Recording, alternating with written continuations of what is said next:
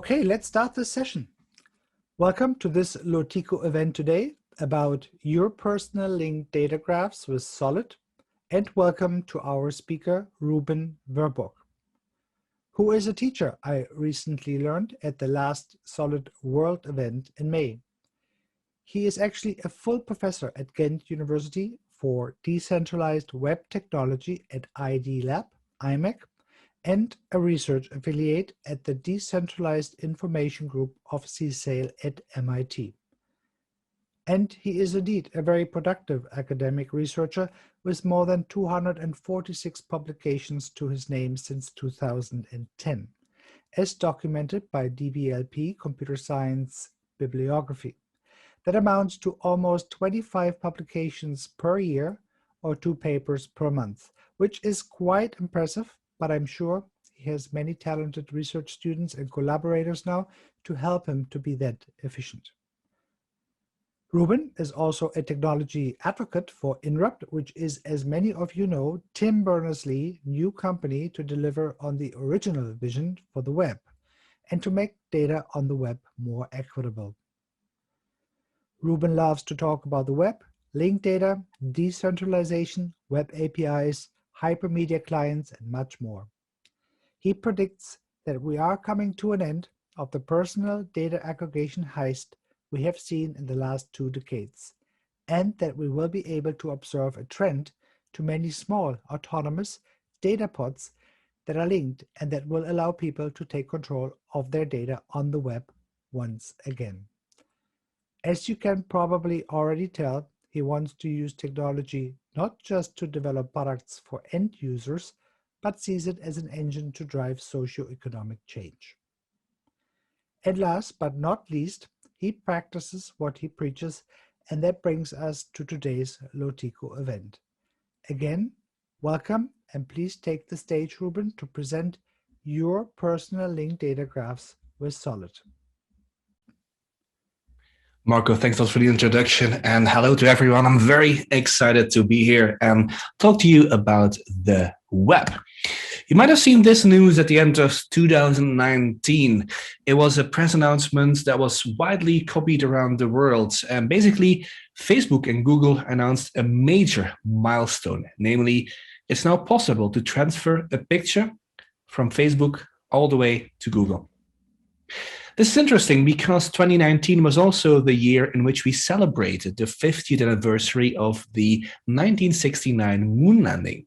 Now, in 1969, we were able to stream live video from almost 400,000 kilometers away from the moon all the way to Earth.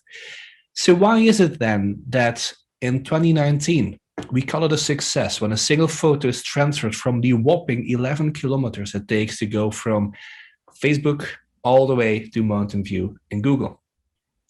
This is strange, and it has everything to do with the reason that data-driven innovation is fundamentally broken the way we do it today. We are not facing a privacy problem, we are facing an innovation problem that pertains to personal data. So today we'll look at a couple of questions.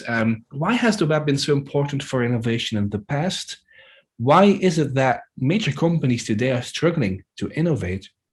And also, what is missing from the web to enable innovation today? I've got 3 parts for you. In the first part, I'll zoom in on centralization versus decentralization over the years or the decades, rather. Then we go into Solid, what the Solid ecosystem is, what it can do. And then I'll zoom in into some technical challenges for the future, given that I am probably here talking to at least partly technical crowds interested in semantic web technologies. So let's first have a look at centralization and decentralization, and let's start from a very, very broad perspective. So if you look at the history of computing, it started out in a very centralized way, as I'm sure you all know. And we had the mainframe sitting inside of companies, and they would provide pretty much all computational power for the entire organization. And some of you might even remember punch cards, who knows? But then networking came along, and we had terminals interfacing with the mainframes. But at that point, the server still had magnitudes more processing power than those terminals. Now then, somewhere in the 80s, the personal computing revolution started, which meant that we now had personal computers, devices that we could see and touch, that were able to perform enough calculations to run software themselves. And up to around 2000, more or less, only a few of those machines were connected to the internet. But once they started being connected to the internet, we didn't need to physically transfer data between machines. We could use the internet for that. But even in the early days of the internet, even though we had networking, we could exchange data. Data and CPU remained decentralized. The web was just a way to retrieve information faster and retrieve information we did not have before. So you didn't need to go to the library, you needed to go to travel to another country's library. No, you could just get it online. But all the processing, all the data was still happening on your machine. Desktop software was still dominant, right? So that was the era that we were living at. Like we had all our local software or local data. And then, of course, the software as a service model came, and storage and processing were elevated to the cloud. And of course, we have to admit that those centralized software platforms, they reduced a lot of friction. Sharing things became much easier. Just a simple matter of sending a link around. Real-time collaboration became possible, and the whole upgrade mess of people having different versions of software, well, it didn't happen anymore because the server always had the latest software. But by doing so, we also outsourced data processing and storage and CPU. So we have now a weird situation where we have very powerful machines sitting on our desktop and holding them in our hands, but actually the processing is happening somewhere else. And yes, those platforms, they leverage universality, so they make it easy for anyone to join in. And all you need is a spec-compliant browser. However, at the same time, they also threaten the universality that's brought by the web, because the web enables us to indeed use any kind of information, regardless of our device, operating system, and so on. But the universality is also threatened by platforms because you need an account. Like you cannot access certain documents online if you don't have accounts with those systems. So we see here a coupling of data, servers, and identity, which has become problematic lately. So this whole short story to show that the pendulum of decentralization and centralization is obviously driven by more than just technology. Because we see that indeed this gap between clients and servers today is smaller than ever before. Like our servers are almost the same thing like any other computer. And even the phones that we're just having in our pocket today are more powerful than the laptops we were using a decade ago. So many of the cloud applications, they could still run on device. Think about, let's say, Google Docs, for instance, or Office 365. It's not a matter of processing power as it was with the mainframes. There's other drivers behind us. And what you see is that the UI is still running indeed on our devices. So it's also about the economics. Cloud business models do have economic benefits. So we always need to factor in these economic and socioeconomic reality when we're thinking about technology. This was a very broad perspective on the history of computing in a nutshell, but let's zoom in specifically on the World Wide Web, because the web is the interesting backdrop against which we'll look at the challenges next. Now, decentralization was actually an assumption when the web was designed, because at the late 80s, there were a lot of decentralized protocols. The internet, decentralized. Email, fully decentralized, still is today. FTP, they're all decentralized. So the new thing about the web was not decentralization. The new thing was universality. The fact that we could access information with any kind of device, any kind of operating system, regardless of how the information was stored. So the standardization and protocols were the novelty of the web on top of an already decentralized world. Now, universality has been threatened a couple of times over the web's 30-plus year of existence. And one of the first threats were the browser wars of the 1990s. For those of you old enough to remember, basically it meant that if you did not have a particular browser, you were out of luck, because government websites, company websites would only work with a certain browser. And this, of course, threatens the whole core principle of the web, where you indeed want any kind of website to work with any kind of device. It also meant that had we continued this trend, mobile devices would never have been a thing, mobile internet, because, well, they wouldn't run Internet Explorer, and hence you wouldn't be able to browse a website. So, of course, this all changed. But crucially for innovation, It meant that developers depended on the pace at which Microsoft was innovating. If something didn't work in Explorer, well, too bad, then it was not going to happen. And browsers back then were not nearly as powerful as they are today. Now, how did this war end? Well, it really didn't end. We still see some of it today. It just got replaced by another war, and those were the search engine wars of the 2000s. Simply said, as a company, if you're not on Google, well, you're out of luck. It doesn't matter how great your product is, you just need to be found. And from a browser wars perspective, soon it didn't matter anymore whether people use a certain browser. What mattered was, what is the first page you're going to use in that browser to get to the information that they wanted? So that's a good case for different browsers, obviously, but then a bad case because Google started to centralize a lot of data, identity, and so on. And this had a couple of socioeconomic effects as well, where ranking high in Google became very important at the cost of many other things. But also from an innovation perspective, it means that the reach of your innovation is dependent on how highly you rank on Google as well. And again, this goes against universality because the idea of the web is that you just plug in a cable and you can put anything on there. But if you have these kinds of centralization, those threats of universality, then you depend on others to be successful online. Now, the search engine wars, they also are still going on, but they got replaced by an even bigger war, which is the one that we're still in, is the platform wars. And basically the idea is that, well, if you're not on a certain platform, too bad, out of luck, you cannot access certain information. Same thing as a company. It doesn't matter if you're ranking highly on the search engines. If you're not participating on the platforms, well, nobody will find you. So again, it means that you depend on other players to be successful online, which can be problematic. Specifically, for innovation, you either compete with certain companies or you start depending on them. Let's say in the case of Facebook, for instance, either you try to get people's information to deliver a service to them, or you allow people to log in with Facebook and then get the data through Facebook. But in a data-driven economy, you need data to function, and this dependency or this competition is quite annoying. As a result of all of this, well, our data has become centralized in a handful of web platforms. Things that used to be on people's personal blogs, personal websites are now on platforms. And yes, we have to credit those platforms with a great user experience. They've made it easy for anyone to post things online. At the same time, we have lost control over our personal data. And as you know, this has far-reaching consequences for privacy, but I won't talk too much about those today, because for me, the loss of privacy we have today is a consequence of doing innovation the wrong way. So if you want to fix privacy, we don't fix privacy, we fix innovation. And just like the lack of privacy today is collateral damage of bad innovation models, well, the gain of privacy in the future will be consequence of better innovation models. And as a bigger picture thing, the universality of the web is visibly threatened. The notion that anyone can say anything, anyone can invent anything and not depend on other parties, well, this is threatened if people need accounts on certain platforms to access content to be seen online. So this is, in the bigger picture to me, what's really at stake.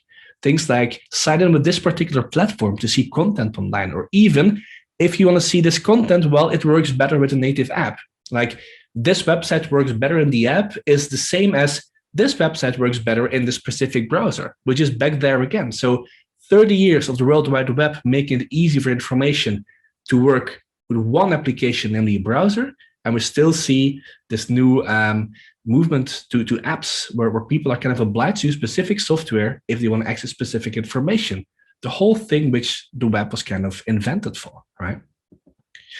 And this is exemplified, for instance, in what people call the walled gardens of social media. What does this mean? Well, simply said, I cannot easily share Facebook pictures with my LinkedIn friends. I have to either move the data and lose control, or move the people and they lose control over where their data is. And this siloization of the web is totally not what the original spirit was. It's not just social media. Anytime you do anything online or offline, your data is always being transferred to a silo.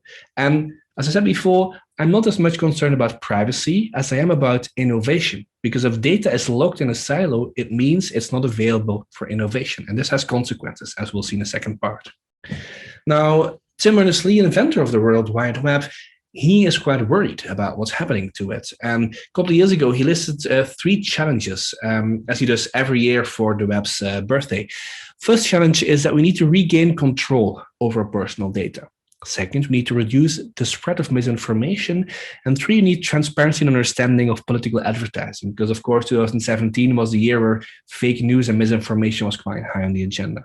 But all of those 3 indicate a loss of control/agency. So what happened to this decentralized web that was supposed to put control in people's hands to do things online, to innovate online? Well, this is a question we'll look into today. So all of this is a background on what's happening and how technology should be placed in a socioeconomic context to understand what the consequences are. Now, it's not all bad news. We have answers to those threats, or at least we have ideas and plans on how we can tackle the future. And I'll explain in the second part about the Solid ecosystem, how these work. Tim Berners-Lee is spearheading Solid, and Solid is an ecosystem to take back control. It's not a new web, it's not a new technology stack. Tim himself calls it a mid-course correction to the web. Now, what is Solid? Well, Solid is a way of building web applications such that people can still keep control of their own data. It's a set of standards, just like the web, that enable innovation. Solid combines existing World Wide Web standards to define how agents in an ecosystem should interact. So it's not a new web, we're building on top of what already exists on the existing web. And just like the web, Solid is meant to work for everyone. So it's open standards. So very simply said, the same standards that ensure that any website can be viewed in any browser. Well, we're going to apply this to data. Any piece of data should be accessible by any application under people's control. So we want to bring back the notion of universality and permission as innovation, the idea that anybody should be able to do anything on the web and not depend on a couple of small or big companies that guard data, access control, and so on. How does Solid do that? Well, fundamentally, we want to restore choice. And how we do that is we separate data from applications, because today, platforms, what they do is they tie data very closely to the application. They're inseparable. Data, identity, and apps are today the same thing. And this means that if you need access to certain data, you cannot choose your app. So let's say if you need to access a certain document online, well, if I've created it in Google Docs, you have to use Google Docs. You have to have a Google account. You cannot open my Google Docs document with Office 365 or an open product that you might have. So this is one example. The other is also true. If you want to use a certain app, let's say, well, actually, I prefer the user experience of Office 365 or Google Drive, well, then you cannot choose where your data is stored. That choice is tightly coupled together today. So by separating those choices, by separating data storage from application and also from identity, we create independent choices. And those independent choices mean that independent innovation becomes possible. And in essence, if you think back about my whole story about decentralization versus decentralization, what we're doing is taking the web apps back to desktop mode, where the same file can be opened by multiple apps. So remember back in the days without the internet, if I wanted to share a file with you, I would put it on a USB stick, give you the stick, and you would open it. And the software you use to open a file could be different from the software that I'm using. You could have a different operating system. It didn't really matter. Well, this is what we want to do, taking the data out of the apps, but we do on the web. We don't want to transfer USB sticks anymore. We want to do this online in a safe way. The concept we're going to use for this is called a data pod or data vault. And the idea is not new, but what is new is that we're going to do this in a standard-based way. On the left-hand side, you have the web as it is today, or applications as they work today. And people's data is often stored by service providers. So let's say things like my name, my date of birth, my email address, my home address, they're stored by lots and lots of different companies. And that by itself is not a problem because we live in a data-driven economy. We're not going to change that. We don't want to change that. The fallacy that companies have today is that in order to survive in a data-driven economy, they have to harvest the data they need themselves. And that's what we're trying to tackle because, yes, they do need data to deliver services in this economy, but that doesn't necessarily mean they would also need to store it. So what we're doing today on the left-hand side is indeed everybody's storing data for me. It's not good for me because I lose control, but interestingly, it's also not great for companies because it takes a lot of effort to collect data, keep it up to date, and plus there's a whole legal liability you have with GDPR and other frameworks that make it not so easy to store data, especially if you're not one of the huge companies on the planet. So this is a situation that nobody really likes, a lot of effort to collect data, keep it up to date, and so on. What we're going to do is we're going to give every person their own personal data pod, a place where they store all the data that they create themselves and all the data that others create about them. So in this case, of those companies, if they need data, they can just access it from my data pod if I give them permission. You could say, what's the difference? Well, the difference is that on the left-hand side, I need to send it to them all the time, and they store it and they have control. The right-hand side, I can just give them permission to get data they need to provide a service. This is a much better experience for me. It's a better experience for them because data is up to date and they don't need to collect it themselves. And this is not fiction, by the way, because legally speaking, we're already there. GDPR gives me the right to manage my own data. This is just technology to make sure it actually also happens like this. So what does it look like? Is something that people often ask. Well, actually, it will look the same. What's different is how they'll function under the hood. So here, for instance, is what could be screenshots from one of the applications that we use often, right? It's a social media post. Now, today, all of the application making up that post would be stored in one data store, Facebook, Google, Twitter, whatever. However, if we all have our own personal data pod, a view like this could easily have data from hundreds of different places. If this is my social media post, well, this picture is going to be stored in my pod. This text is going to be stored in my pod. If you post a comment on my post, well, this comment is yours. It's going to be stored in your data pod. If somebody else reacts to your comment, the reaction is theirs. It's going to be stored in their data pod. And even a piece of data as small as a like, if somebody likes my post or your comment, well, this like is going to be stored in your or my personal data file. And then you see how a view like this could suddenly have data from many different places. But it shouldn't look any different. But if anything, it's going to be more exciting because we have a combination of data from different places and everybody remains in control. So you can see things if I give you permission, application can see things if I give them permission, and so on. What is the consequence of this? Well, first for people and then for companies. For people, it means the following. On the left-hand side, again, we have the situation today where applications and data are inseparably connected. And this is the silos indeed. Like, this is why I cannot share Facebook pictures with LinkedIn colleagues, because there's a connection. They're stuck. And this is also an environment in which I have to move data between systems. If I want to keep my calendars up to date, if I want my calendar and Doodle to be linked, well, I have to manually start connecting all of those things. So it's very suboptimal for me. Now, this is also a problem of innovation, of course, because when data is locked, there's not a lot we can do. However, if you look at the right-hand side, what happens if people get their own personal data pod? Well, actually, their data gets pushed out. The rectangles you see on top are still applications, but data has been pushed into a personal data pod.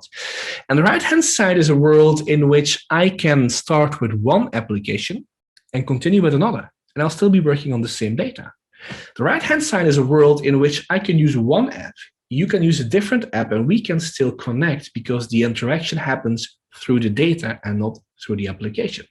To make a comparison between those two worlds, the left-hand side is WhatsApp and Telegram and so on. I can send you a message if you're using the exact same app. The right-hand side is email. All I need is your address. I send you an email. I don't even know what provider you're using, what kind of software you're using. You can use whatever you want. I can use whatever we want, and we can still connect. We can still communicate. So same thing here. By decoupling data from apps, we have a free choice of application, which means that I can have a better experience because I can pick the app I like, you pick the one you like, and we can still communicate. And of course, very important is in the middle, you have this barrier. The boundaries of my pod, I decide which accesses go through and which ones don't. So I'm fully in control of my data. It's great for people, but it's also great for companies. And this might perhaps be unexpected, but it is crucial to the story because if it doesn't work for companies, then it's never going to take off. We need the economic reality to be aligned with this as well. Again, the left-hand side is what we have today. It is a single market for centralized applications. So different apps are competing, not about which app is the best one, but which app has the most data. It's a competition based on control over data, who has most data. It's a very boring competition because it's already been played in many ways. And this is a problem for innovation in two ways. First of all, the big companies don't innovate.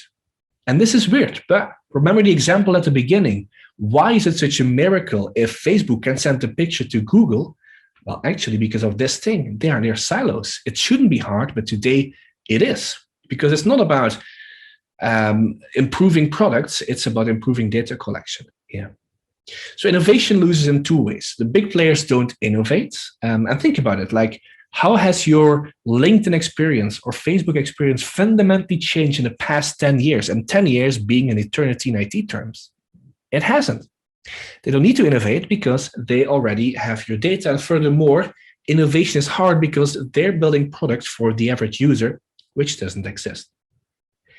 Even worse is that parties who want to innovate cannot enter the market because they don't have the data. One example is, for instance, diversity. Remember a couple of years ago when filter bubbles started happening and people were asking for Facebook, give us a slider to show more content we disagree with. Well, they don't make it happen because it doesn't work with their business model. But even worse is if somebody builds an application with such a slider that gives people the experience that they want, well, they won't succeed because they don't have the data. And this is to me the key problem, that innovation can't happen because data is locked. On the right-hand side, you see what happens when people get their personal data vaults. And then you get separate markets for applications and separate markets for data. The left-hand side is one in which literally grandfathers and granddaughters are using the same app, not because any of them gets a great experience, but because this is how they need to talk to each other. Otherwise, it simply doesn't work. The right-hand side is one in which grandfather and granddaughter each have their own apps, but can still talk to each other. And this is interesting from a developer perspective, because now we have niches again. You can have companies specializing in products for a certain market, and that's good, because they don't have to build for everybody. So if people ask, like, do you really think you can build a better product than X or Y? I say yes, because the separation between data and services means that we don't have to build for the whole world. We can build for specific segments, and we can be better for them, and they can choose. So there's a healthy competition between apps because people can switch. Independently, we'll see competition between providers of pod storage.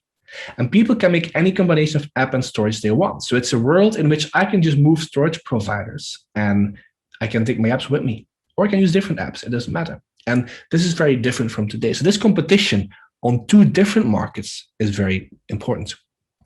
And essentially what's happening to innovation is the following.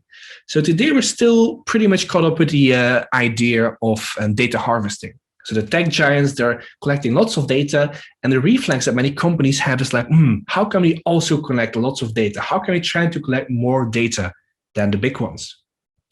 Even if they could collect as much data as the big ones, which I doubt, collecting more data is going to be impossible because there's a legal ceiling, a very strong ceiling with GDPR, CCPA, and so on, that just makes it impossible to do that. So what I'm saying here is that there is no future in data collection. Yes, many companies have benefited for the past decade from collecting lots and lots of data. But how is Facebook going to have the same growth in the next 10 years? Growth in number of people and growth in data per person. They cannot. So the growth in this market is very limited if even the biggest player of them all cannot grow that much anymore. So the whole notion that collecting more and more data will keep on working is a fallacy. It's not a future-proof strategy. It's unsustainable. What instead we need to do is stop collecting data. Companies need to start working with data that's already there. So when people have their own data pods, companies need to start accessing data, but they will have to access data that they have not written themselves. They have to use data written by others. This is a very different mentality. And they will not own or control that data.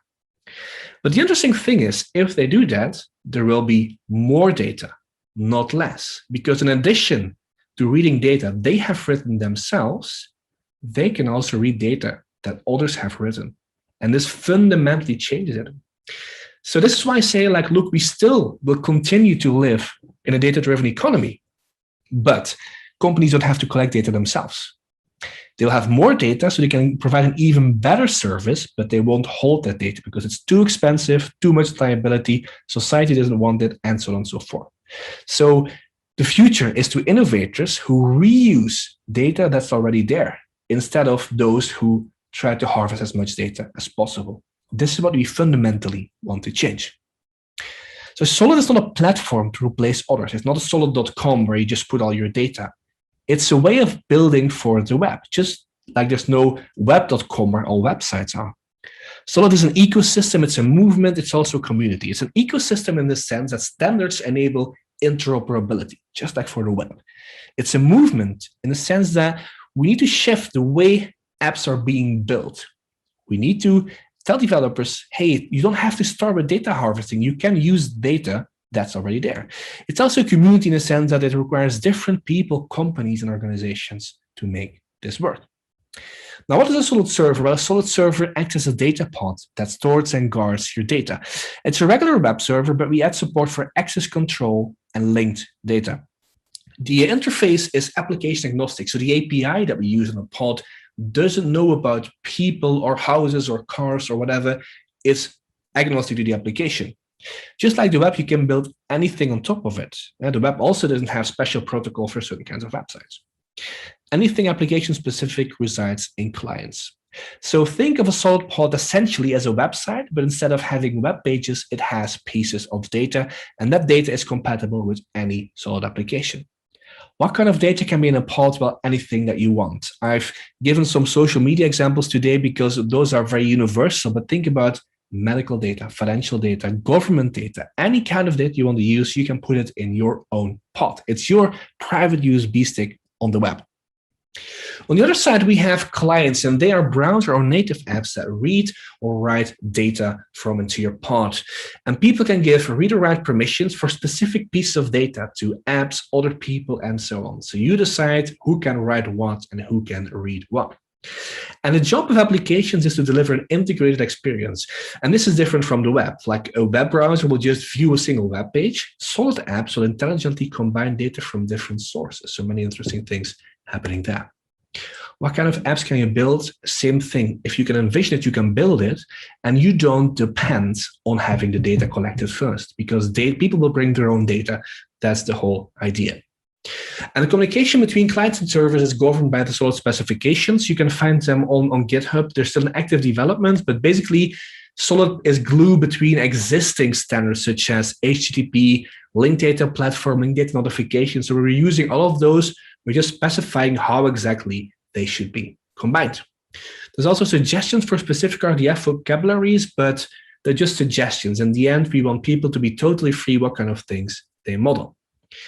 It's more than just standards, more than just a vision. Several implementations exist. For the server, there's multiple. There's public instances. You can host your own because it's open source software. There's many applications now being built. There's also software libraries for building your own applications. And on top of that, there's also a commercial offering. Companies like Interrupt also provide implementations of servers that can be used by governments, large enterprises, and so on. So it's not just for people who want to have data as a hobby. You can also use it in production. And we have a couple of interesting cases and pilots where data indeed is being used. So this is the ecosystem that Solid has, and how it fits onto the whole decentralization story. So then let's have a brief look into challenges for the future. Like, how are we going to harness everything that Solid brings?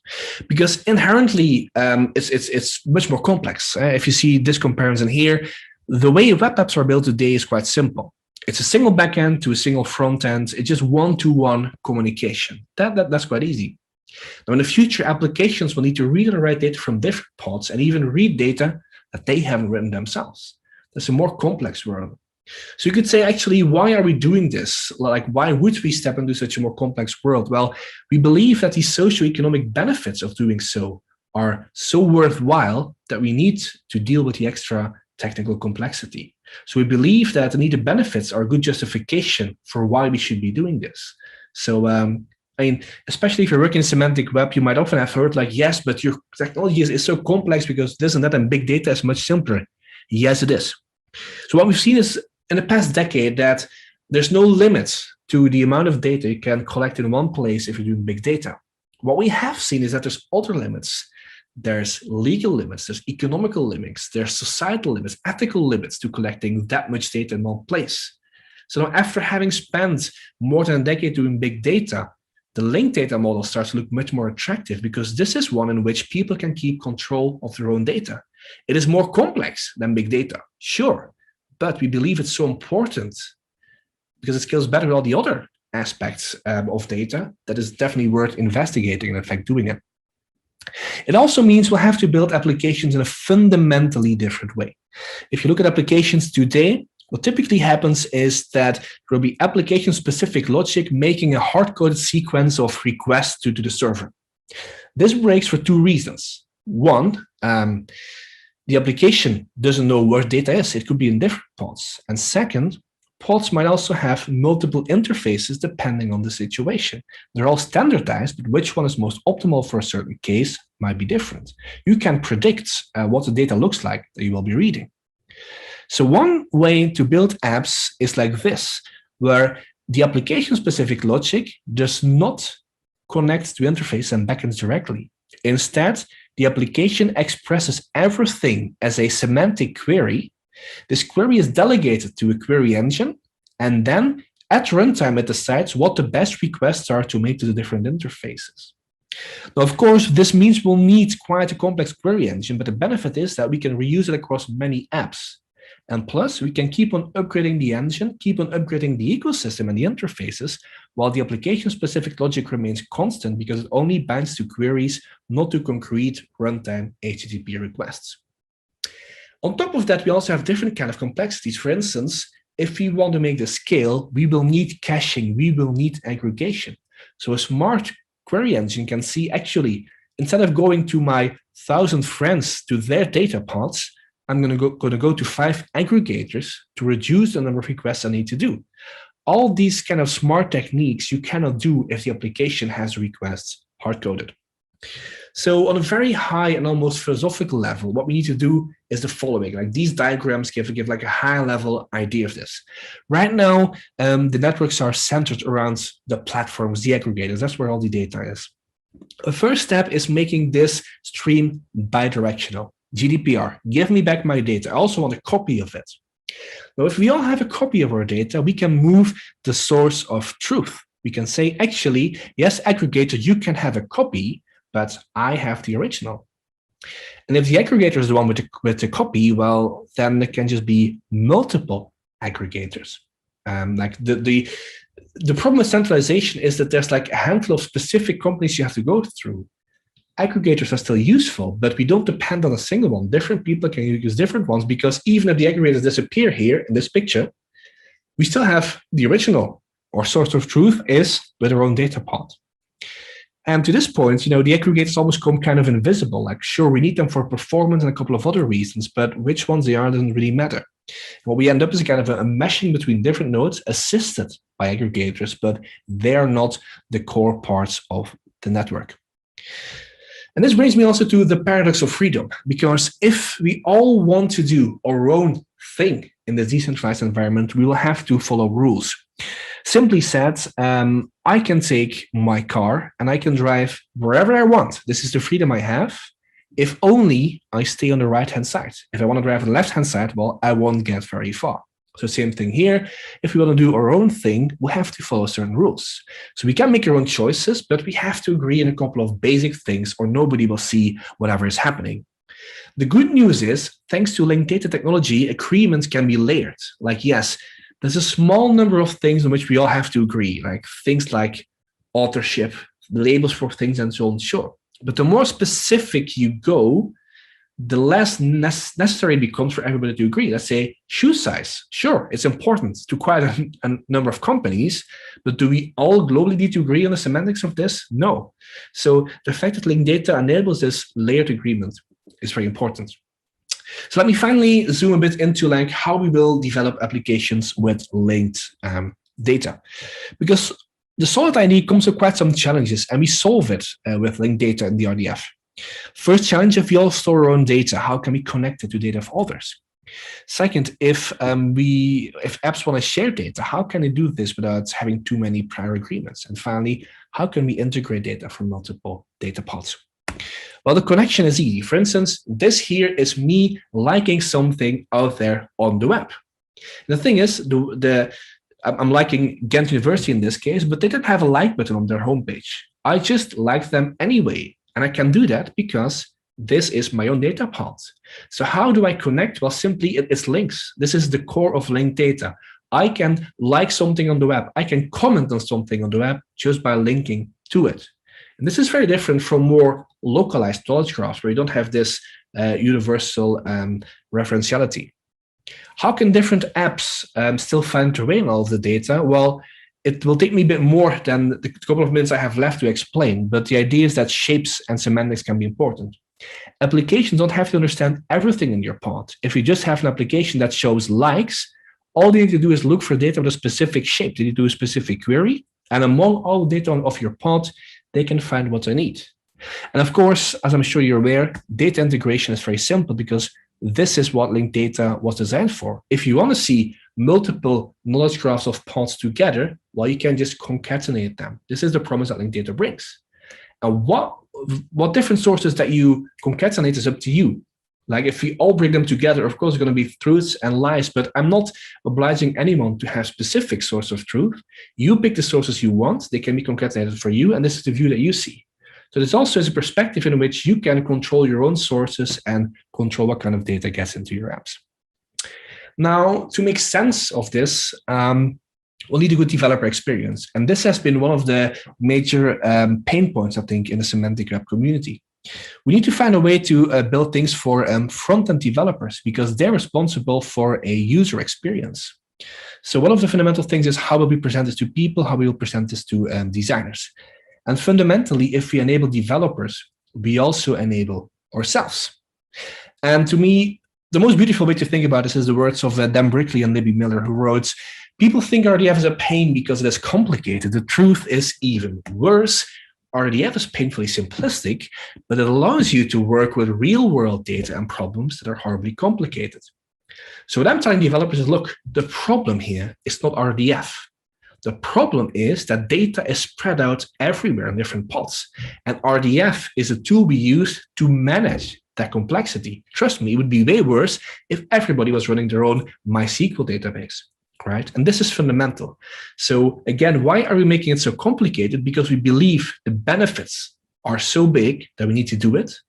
It also means that we need to handle the complexity. RDF is one part. Now, how do we bring the RDF to developers? Well, we could think about the old way of designing web applications, right? So JSON APIs work like this. You get your data, you do an API call, you parse the JSON, you go look in the JSON for what you want, and then you update your DOM. This is how applications were built 10 years ago, more or less. And some are still doing this. So we could do the same thing. We could say, you know what, we get some input data, we send a query to the server, we get back RDF, we look in the graph for the pieces we need, and then we update the DOM. But this is not what's happening anymore. This is not web development the way people currently do it. Developers nowadays use frameworks like React and Vue, and they want simple components. They want to say user.firstname, user.image, user.inbox, user.friends.firstname. They want simple controls. They build applications and they look like this. What you might have noticed in this explanation is those micro expressions here, right? User.homepage, user.friends.firstname. They're an example of the kind of abstractions that I'm looking into to make linked data more accessible to developers. And all of these expressions, they work for real. This is a tool called LD Flex. It's just an example of the kind of things people need to develop to make it simple. You can say things like user.name, user.friends, user.friends.firstname, and so on and so forth. You can even get an object from the web, like this is my web ID, give me my blog. These are all real expressions in JavaScript. And this is what front-end developers use. So every expression that you've seen is valid JavaScript. It feels like you're accessing a local object, but actually it uses a technology called proxy to get data from the web. And these ideas are very important to connect the reality of developers who make cool apps that people want to use with the complexity of having data in different places. So an expression like this one will fetch your friends from your own pod and will then go to their pod and get their name. So if I say user.friend.firstname, the friend list comes from my data source, my friends' names come from their data sources. And as a developer, we try to hide this away because you don't need to know where data comes from. This is the whole point of taking an abstraction from this. I've talked about centralization and decentralization. I've explained what the sort ecosystem is, and I've sketched a couple of challenges we need to solve, and we believe we want to solve them because the benefits are so big. Well, one of the ways to think about it is that Alan Kay famously said, the best way to predict the future is to invent it. However, this is what we've seen the past couple of years. People have invented big data, and this is the future that happened. But big data might be great from a technology perspective, but it has caused a lot of problems. So within Solid, we're actually more a fan of a slight alteration of this quote, namely, the best way to invent the future is to predict it. So we're saying the future we want. We say we want the future in which people store their own data. And we will do the necessary inventions to make sure this can happen. Or to say it in the words of Tim Berners-Lee, let's assemble the brightest minds from business, technology, government, civil society, the arts, and academia to tackle the threats to the web's future. This was my talk for today. I'm very happy to listen to your feedback, questions, comments, and so on.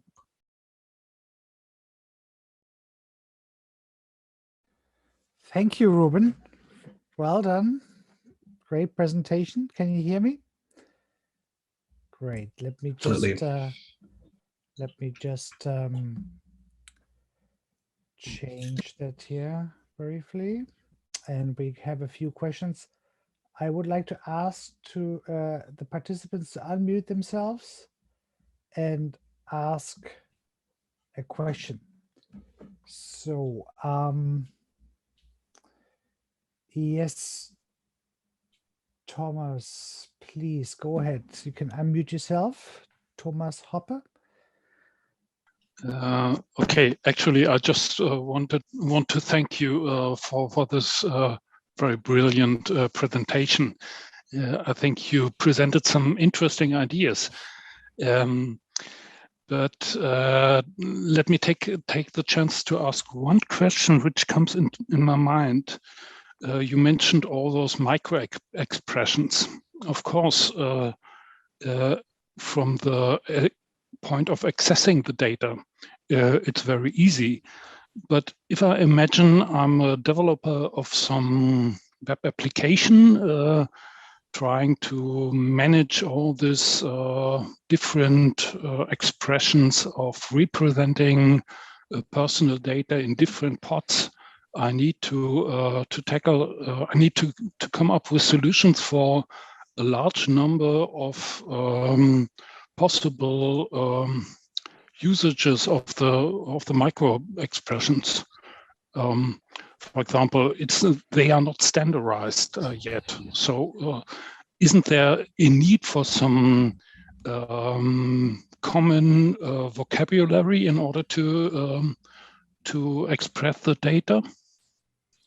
Yeah, so I give a very high level overview of the solution here. A bit more technical, those expressions, every part of it was actually JSON-LD. So JSON-LD allows you to define the mapping between a keyword to a full URL. So what we could do is provide developers with a couple of recipes. We say, look, this is a context for people. That's a context for houses, for shoe sizes, whatever, and they can combine it. Yeah. Now, this, of course, is just the example for this very specific experience.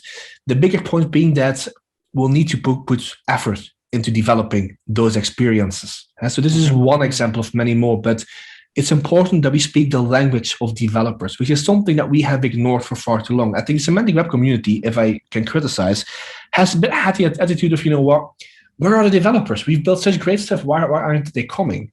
Whereas actually, we have to feed it to them almost. Like it is our job to simplify. Sorry, but that wasn't my point.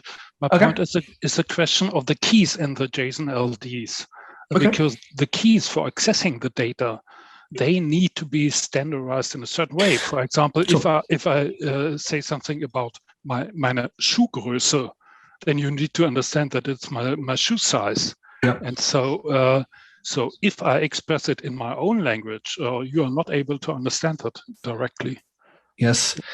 Yes, my German is not great, but point taken. But that was what I said first. So like recipes can be important there. So have a couple of shapes and vocabularies that can be reused. The other thing is this is of course more complex territory. Like we have to prepare for disagreements, I would say. Like there's two approaches you can take. You can take the schema-org approach. Say, look, there's a world in which everybody will agree on how to model things. This will work to a certain extent.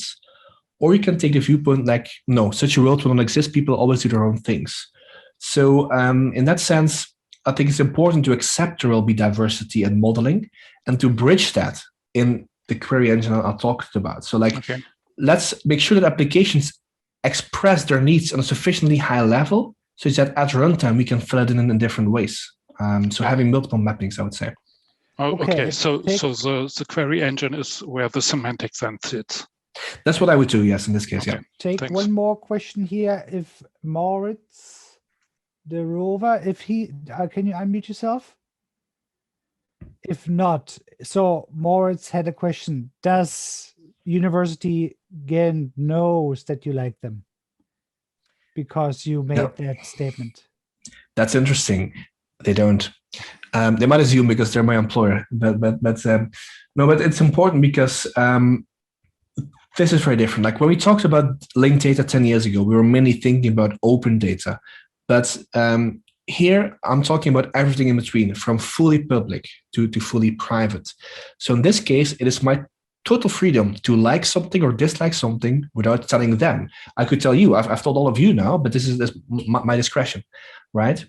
If I want them to know it, I can send them a linked data notification and then they can go look at it. But fundamentally, I'm not obliged to let them know, which also has interesting consequences for completeness. Like on Facebook, you can say how many people have liked Ghent University. You'll get a number. If you do it in Solid, how many people? It depends. It depends on what you can see and what I can see and so on. So particular count queries will be very, very different. But this is by design, really. And we won't solve all the problems at once. You know, I think we solve a few problems and then we can probably create a few more problems that we can tackle.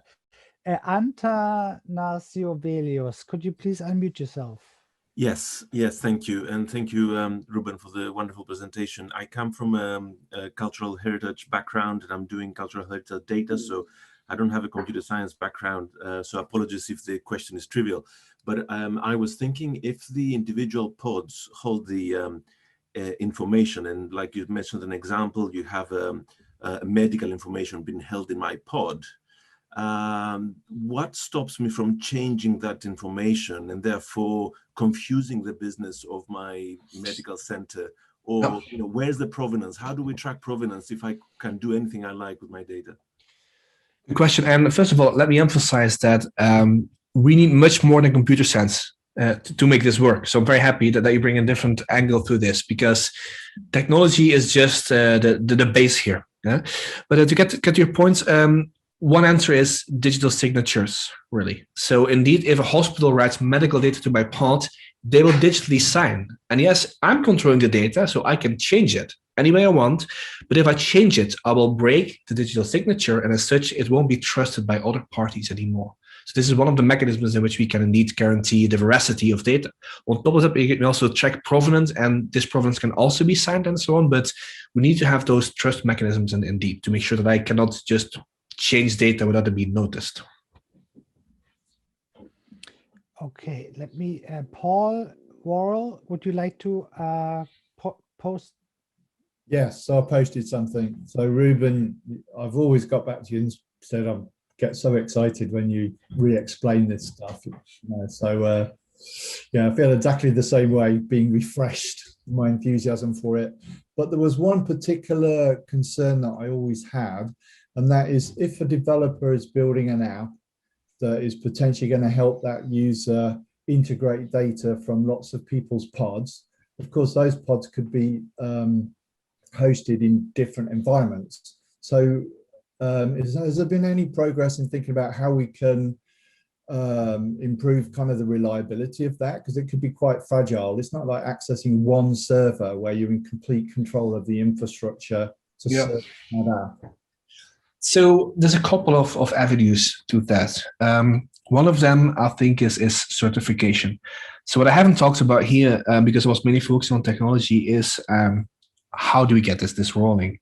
So actually here in Belgium, in the Flanders part, which is the top half of Belgium where I live, we have a government that is currently planning and taking actual steps to provide every citizen, every 6.5 million of us, with our own data vault with Solid. Now, this government is not going to provide these pods themselves. They are going to certify parties that can provide the service.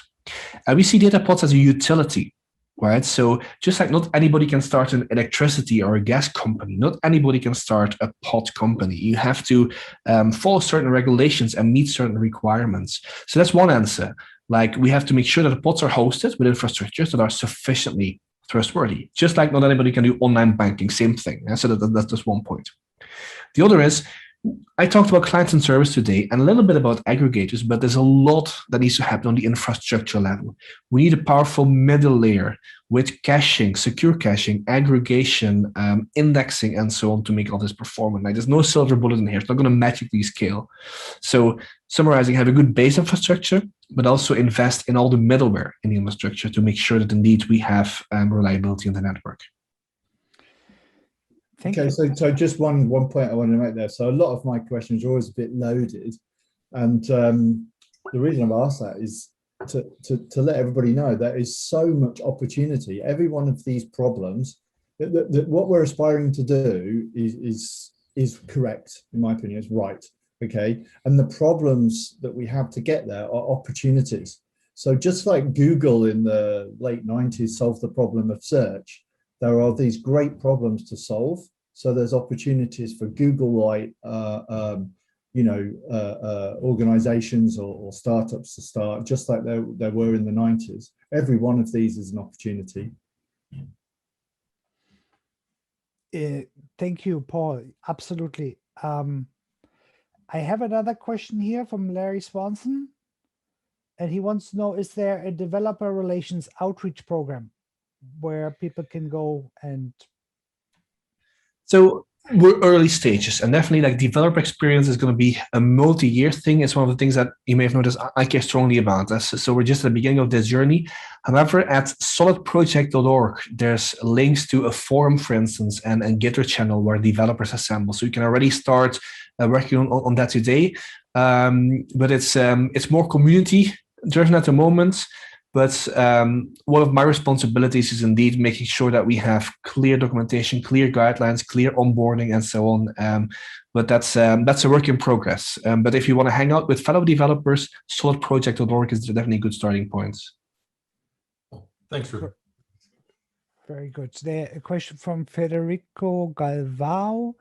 Do you see any of the big players get involved in Solid? Yes. And I can't name names, but rest assured that there is interest from the big ones, which, of course, also happens if you work together with Tim and so on. Like, they know it's something big. They also know that what they're doing today is limited, so they know they have to change models. So yes, but we don't depend on them. Like, it's not necessary to have buy-in from the big ones to do this. Like, we focus on use cases where we make a difference in both sides, starting with government, health, and so on. So even if we don't have their buy-in, we can do those things. Great. A question from Jérôme Lapre from the California Academy of Sciences that have a nice project called iNaturalist I would like to follow up on, because I see it being used in Wikidata. But he would like to know, is there an integrated development environment for Solid apps? An open development, yes. So there's same pointer I give, solidproject.org. There's quite some open source libraries that are made by Inrupt and other parties. I'm like, we're developing an open server called the Community Solid Server, for instance. So definitely, yeah. So please go check them out there. If you can't find them directly, feel free to email me. Great. Okay, are there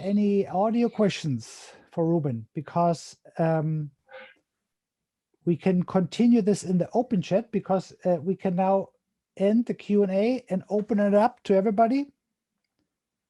Are there any questions for the Q&A left? No? Okay, so I will go off the record now. Stop the live stream to YouTube. If you want to join us in the Zoom chat, please come over. We have a few more minutes.